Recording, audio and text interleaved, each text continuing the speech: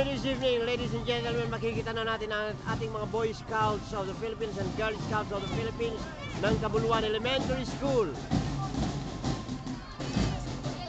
In action na po sila during a torch parade in celebration of Scouting Month, this 21st day of the month of October. It's a very beautiful Sunday.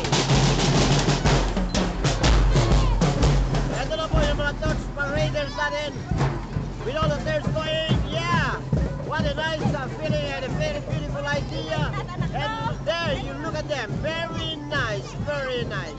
It's a torch parade of Cabuluan Elementary School. We are now moving right in front of the school. And there you have it, our pergola. Here they are, torch paraders on a very beautiful Thursday afternoon and it's evening. Very beautiful.